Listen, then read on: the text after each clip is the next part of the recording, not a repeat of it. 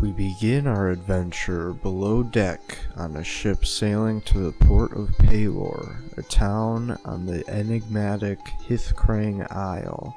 A group of strange travelers find themselves brought here by the paladins of Paylor, who have colonized the isle, displacing many of the Hithadrak elf population and threatening the Krangul deep gnomes who inhabit the caves beneath the surface of the isle. They are tasked with rooting out a powerful folk religion on the isle, which is quickly gaining followers and mystical powers that threaten to overtake the paladins' control of the isle. Corruption and incompetence pervade the paladin ranks, so our adventurers may end up finding more worthy causes to fight for. Aboard the ship, besides its captain above deck, are an orc ranger exiled from his people and now a simple-minded yet ruthless mercenary. What's my character's name again? Grollock. Then there's George Maury, George. a halfling druid who harbors kinder feelings to his animal brethren than humanoid creatures. Last but not least, Sibion. is a tiefling paladin whose pedantry makes him an inexplicably charismatic master of debate, although he has yet to master reading the room. The three strangers have bonded on their journey to the Isle, and as George and Grollock sleep, Sibion has a bad feeling about what may lurk in the deep. Maybe I just cast detect evil and good, and I figure out where everything is. You do need to detect a Murrow. A Murrow. I've never seen one before, but I heard they're like a mermaid, but they got like a big bitey mouth on them.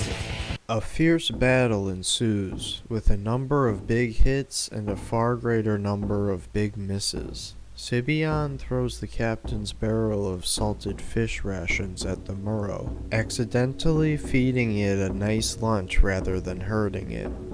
George Morley cuts the rope of the grappling hook the Murrow was using to board the ship, and Grallick follows up with a direct hit on the Murrow with his javelin. In an effort to calm and distract the Murrow, Sibion attempts to speak to the Murrow in the language of his sworn enemies and angered it further. As the Murrow climbs aboard the ship, our adventurers deliver devastating attacks which the Murrow returns in kind. Eventually they succeed in killing the Murrow after the captain punches his sword into the Murrow's abdomen and disposes of it into the sea. An NPC saves the day. After arriving safely to port, Sibion asks the captain for a farewell hug, but the captain is upset about his barrel of fish that was lost to the Murrow. After meeting a fisherman in need of a new bait to attract fish, the gang heads to the marketplace where they are alerted by a lazy paladin that there's some kind of disturbance happening in the tavern. Upon entering the tavern, we learn of a drunk sailor having a beer-induced mental breakdown in the basement. Grollock runs down the stairs to find him with his lips around a keg spout and scolds the drunk sailor to stop. Sibion follows and uses thaumaturgy to make the ground quake. The spell works a little too well and breaks open the barrels of beer. Better get out of here now, before something worse happens. As the sailor is chased up the stairs and out of the tavern, Sibion lies to the barkeep that the sailor made the mess in the basement, and they are thanked for their work with some dinner rolls, which they give to the fisherman in need of bait. The fisherman easily catches a barrel full of fish, which he gladly gives to the adventurers in exchange for the new bait idea. Sibion gives the barrel of fish to the sea captain, who is so grateful and excited that he jumps into Sibion's arms while embracing him. The party then heads over to the marketplace and plays several games of skill before coming upon a carny child boasting that no one can beat his father in a wrestling match. Grollock takes him up on this and pins the boy's father. This angers the boy so greatly that he morphs into a giant-sized monstrosity and demands a match against Grolic himself. This match proves much tougher for Grolic, but he defeats the enlarged boy and collects his winnings. Before leaving the marketplace, the group notices 3 statues of what look to be a party of adventurers. One statue has an arrow straight through the bronze head in a way that suggests a magic arrow was shot at it. The gang then goes to the Paladin barracks to meet their higher-ups and get briefed on their first mission. The Paladin leader gives you details about a missing person, Rohir Tellen, who has disappeared from the port, and foul play is suspected. They decide to investigate the apartment of the missing person and canvass the neighbors to learn what may have happened. George Morey takes the opportunity presented by a neighbor to have a bowl of soup while the other 2 find a strange red powder on a plate of food in the victim's room. Sibion also finds an erotic novel about a half-orc that he holds on to. Now they head to the brothel to follow the other lead they received from the Paladins that the victim was last seen leaving that brothel with a strange hooded figure. After talking to a worker, they learn the victim left the brothel to grab dinner at the Cliff Face Inn, and there's a strange locked door in the back of the brothel with eerie sounds coming from it that frighten the women who work there. On the way to the inn, the group is distracted by the sound of a woman screaming down the street, followed by the sight of a corpse risen from the dead and walking out of the cemetery into the street. The gang springs into action and kills a zombie, and witness the tree in the graveyard uproot itself and run over to the fight. Our adventurers realize they are dealing with a treant, created by a powerfully dark magic spell, and with the ability to bring the dead back to life to fight on its behalf. Luckily, George Morey casts Produce Flame on the treant, its dead branches instantly engulfing in flame, killing the creature. I love walking up and just one flame, just tinderbox the tree. Next door at the granary, our adventurers break down the trap door to get into the cellar, where they find a gruesome scene of gore, but a living human man on a torture table that they realize is the missing man they are looking for. Suddenly, the granary entrance door opens and closes upstairs. Grolic heads up and sees the farmer who lives across the street in a hooded cloak. Grolic and him begin to fight, and Grolic overpowers him and crushes his head with the rotating millstone. Yeah, I'm gonna shove his head under the thing. Alright, he goes. Since it is getting late at night, the gang heads to the Cliff Face Inn, where they meet a party of adventurers who are on their way to the Paladin stronghold. They say they are part of an underground element that is sympathetic to the Hithadrak and Kringle causes, and combats the Paladins using sabotage and violence. Everyone has a bite to eat before renting a room upstairs and meeting a traveler who the group invites to join their party. He agrees and they go to bed and meet up in the morning. I'm beat. Alright, how are we fitting into this bed together? There we go. Oh yeah. Oh, you're real bony, George. George at the foot like a dog. Or in between us if you can. Still on the trail of what the substance used to poison Rohir was, they head to the farmhouse of Yoren Silpfer, the man Grolic killed in the granary, where Grolic kicks down the door. In need of thieves' tools, the group asks the traveler with them to buy a couple for them at the hunter's shop. They give the traveler gold and send him off, never to see him since. Out back in the garden, George Morey's nature expertise allows him to identify that Yoren had been growing fireleaf, a plant that knocks a person unconscious when it is ingested. They also find a plant that has had a similar spell cast on it as the treant. It's resurrecting dead bugs around it as it moves around. Wondering about the murderer and kidnapper's magic, they ask the priest of Palor in the church what Yoren was up to. They learned Yoren was a zealous radical in the church who had been engaging in dark magic that the priest condemns. He was attempting to raise an undead holy army to take over the Isle and convert all inhabitants. The boys then decide to report to the paladins what they have uncovered about Yoren's transgressions. They are rewarded and given another mission to help the paladins conduct a raid on a Krangul trading wagon outside of town. To kill time before the raid, they go to the hunter's shop and learn that the cost of thieves' tools is too steep for them, but they learn from the shop owner that he will pay a hefty sum of gold for the head of a mythical lake monster said to dwell in Lake Relel. Next door at the tailor, he informs them that he has a nephew who recently arrived as a paladin in the stronghold. He has a letter for him suggesting to move to the port of Paylor and join the thieves underground before the paladin war escalates against the Hithadrak and Krangul. The gang spends the afternoon at the circus in the marketplace and watches the performers. George Morey is called up to participate in the show, and he tames an owlbear, making it dance and giving it a hug. After the show, they go to the jeweler in town, an ally to the Hithadrak and Krangul for both moral and financial reasons. He has heard that the paladins are planning a raid on a shipment containing jewels that the jeweler plans to buy from the Hithadrak. He asks the group to aid the Krangul against the paladin raid and ensure the safety of his jewels. After sundown, our adventurers go to the crossroads where the raid is planned for midnight. Sibian, George, and Grolic decide to counter the paladin raid and protect the Krangul deep gnomes escorting the wagon. They lay in wait in the brush until the Krangul stop at the fallen tree blocking the road. The paladins begin their attack on the caravan. Grolic casts Entangle on the paladin squadron, successfully immobilizing all but one. Then George Morey swiftly runs over the fallen tree to attack the ensnared paladins.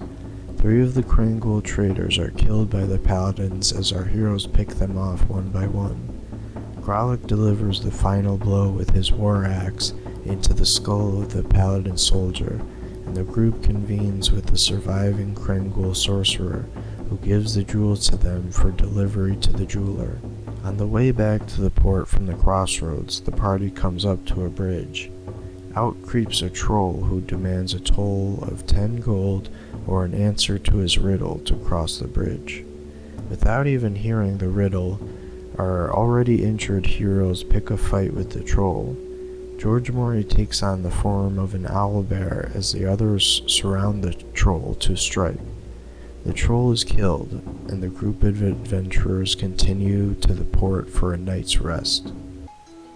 In the morning, the gang meets back up with the jeweler and delivers his jewel shipment for a reward. They then rendezvous with the paladin commander, who asks about the raid last night.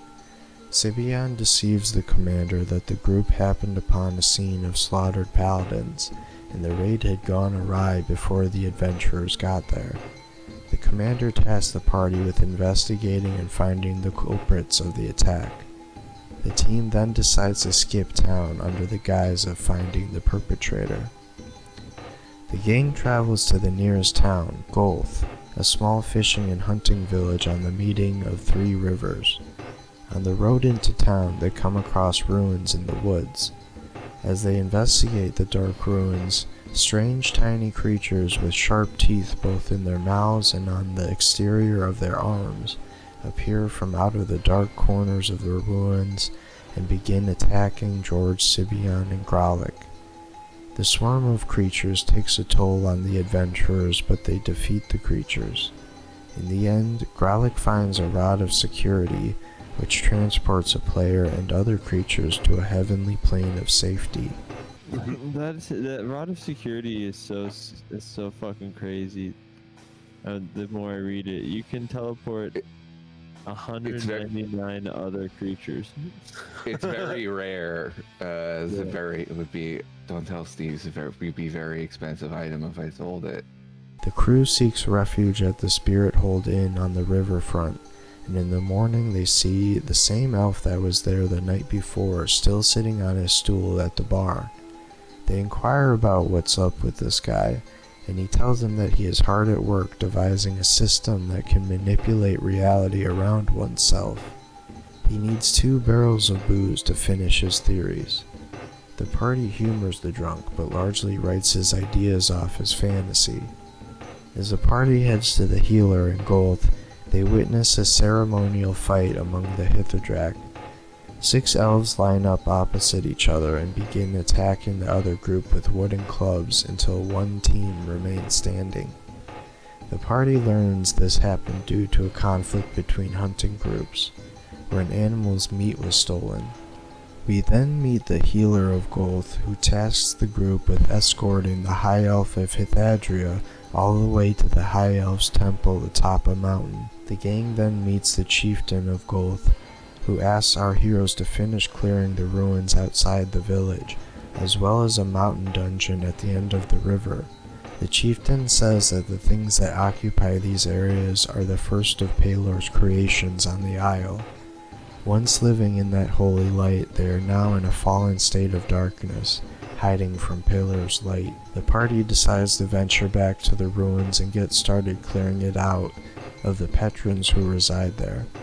They descend a rope underground into a dimly lit chamber with a gyroscopic statue in the center atop a large rusted metal grate. Sibian ventures forth onto the grate and quickly starts to feel the metal beneath him shift on a central axis. Gralik extends a hand to save Sibian, but he falls to a lower level in the dungeon. In the dark, Sibian finds himself in a large room with an enormous basilisk. As the basilisk turns its attention to its newfound prey, Sibian uses thaumaturgy to make all the torches in the room flash and shine brightly, to where it briefly appears to be daylight in the dark dungeon. As Sibian escapes his fate with the basilisk and returns to the floor above, George and Grolic figure out that pressure plates in the floor trigger the harsh metallic sound of the gyroscopic grate locking in place, and they are able to safely cross. Sibian ascends to the main floor and is met by 3 undead Petran warriors. In the next room are 3 Petran noble giants, a bard, a swordsman, and a wizard. Grolic and George enter the room with the nobles and the battle begins. Our heroes fight hard and come out victorious, gaining new weapons or armor from the dead Petrans. Sibian also finds a giant pan flute, which he learns is able to summon a Tregord homunculus, the creatures that attack the party above ground in the ruins. After heading back into town, the party is tasked by the owner of the trading post to get revenge on the armorer in the port of Pelor, a collaborator of the paladins who has stolen a precious Hithadrak relic, a drinking goblet. The gang then sets out to the Petran Mountain dungeon after renting a boat from the dockhouse. While rowing up the river, the crew comes across a beautiful sorceress drowning in the river. They save her, and as she locks eyes with Grolic, the white garnet on her ring shines a brilliant purple and she grows distressed. They learn from her that the ring is the source of her magic abilities, and that it will shine red when she meets her true love. However, it will shine purple when she meets a person who she will become unrelentingly attracted to, but the ring will be destined to destroy the lives of both of them should they become lovers. Grolic tells her that he is gay, and the sorceress begins to shapeshift into her true form, a dreaded night hag. The hag begins attacking the party, and Sibian is able to banish her from this material plane. However, she is able to immediately return to that material plane using her magic, and the fight continues. After the hag is beaten and bloodied, she disappears completely, leaving the party free to continue rowing up the river. She was odd though, dude. Was. You guys were not sealing the deal with any romance with her, though. I could change her. I could save her. The Blowjob Brothers.